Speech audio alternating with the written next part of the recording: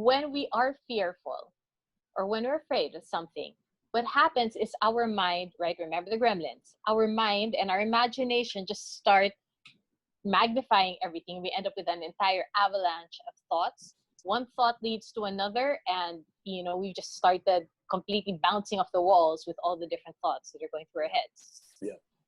And when that happens, I mean, that's the amygdala hijack, right? When that happens, you remember. a lot from you. You remember.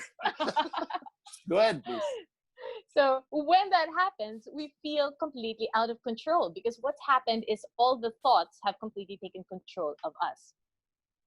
So it's important to be aware of the fact that this does happen. And I know that I'm speaking right now on a very conscious, logical level. And when the amygdala hijack happens, all logical thought has completely flown out the window, right? But it's important to at least hear it with the conscious mind first, so that slowly it filters into the subconscious. That's why I'm saying it now.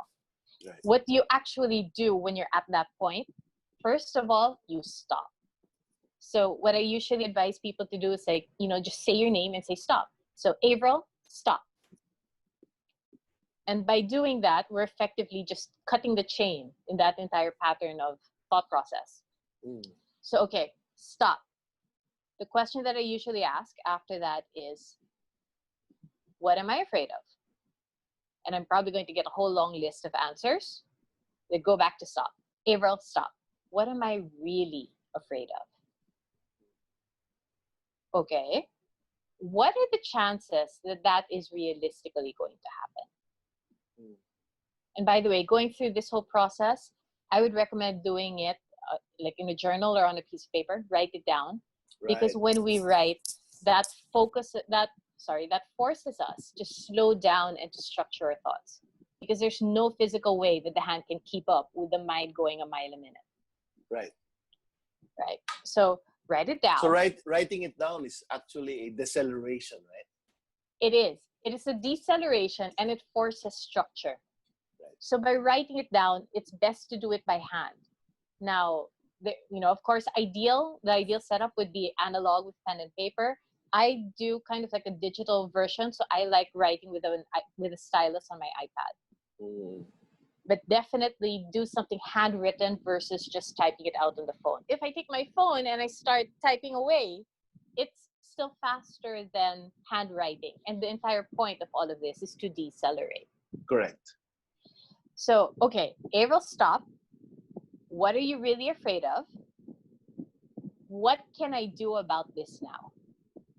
Okay, so that question is also very important, because what can I do about this now? Because come on, if it's 4 o'clock in the morning, no matter who you email, no matter who you try to call, it's not going to do anything, right? So we have to be aware of, okay, in this place and at this moment, what can I realistically do about it? Because here's another thing about fear. Fear happens because we feel that we are out of control. So if at any point we can tell the mind, okay, I'm doing something about it. I am taking physical, concrete steps. That kind of appeases the fear. It soothes it. And, all of this, what we're essentially doing is we're looking for self-soothing techniques. So what can I do about it? Make a list. Actually do those things. And if we can bring in mindfulness or awareness to the fact that I'm making this list, and then even to the fact that, okay, I'm doing this step, that's just really reinforcing to the brain that I'm doing it. So it's like, while you're actually in the process of doing it, you're kind of like telling yourself, like a little voice in your head, hey, Avril, see, I'm doing it. We're doing this. We're doing something about it. That helps to calm the mind. And there's nothing wrong in talking to oneself, right? Not at all. I know, those old thoughts and beliefs that if I talk to myself, then I'm crazy. And I'm sure also everybody watching this has that inner critic inside their heads, right? That voice that says, you're not good enough, or you can't do this, you don't know enough, you've never done it before, you're going to make a fool of yourself, whatever it is. I mean, that inner critic talks a lot. We have a very strong inner critic, but most of us don't have an inner advocate. Those old Looney Tune cartoons wherein there's an angel on one shoulder and there's a devil on the other. We need both.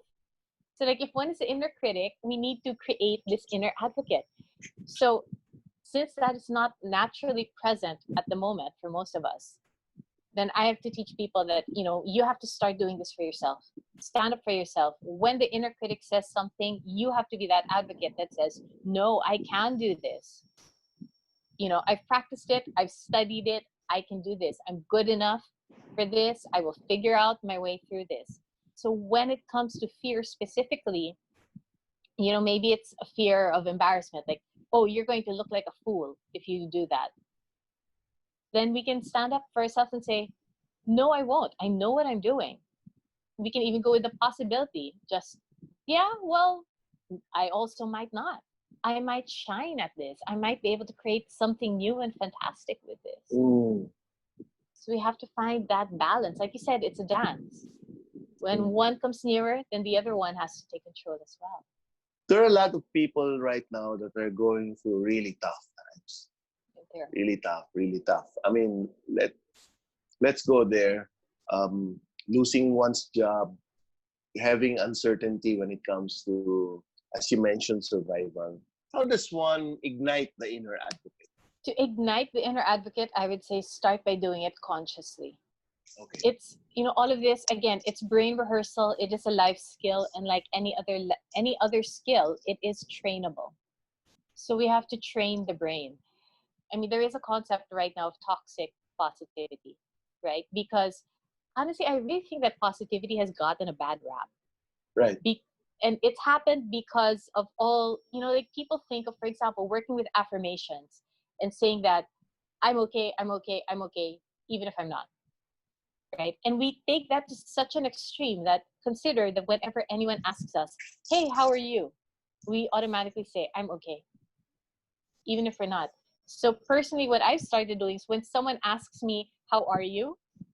And I don't think that everyone actually is really waiting for a more in-depth answer, but either way, you're going to get one from me. Because I take the time to like, okay, how am I? Maybe I didn't sleep so well last night. Maybe I'm a little tired. Maybe I'm hungry. But, these are the sort of answers you're going to get from me. And, because of everything that's happened, people have been forced to change. We've been isolated and we've been forced to spend this time with ourselves and to introspect.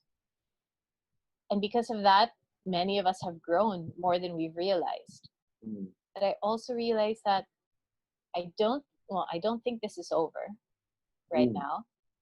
And in a sense, I also don't feel that it's over. This introspection, this growth internally, I feel that there is still more inner work to be done. And I'm kind of taking it as a challenge. How much can I grow? How much better could I make my life if I took an active step now? And then let's go through that. What can I do now? Going back to that. Thanks, Coach. Coach, how do they reach you? How do they get in touch with you, Coach? Well, I'm on email. So first of all, you could send me an email, life@avrilrodriguez.com. I'm also on Facebook and Instagram at Creating Avril, because that's one thing that I'd love to work with my clients on. How can we create, a better you and a better life? And a better you, just so you know, is always going to be by your own definition. Thank you very much, Avril. My good friend, Avril, thanks. Thanks for joining all of us today. Thank you so much, Paul. Thank you, everybody, for your time today. On that note, maraming salamat from the Philippines. Thank you very much, everybody. Coach Avril, thank you.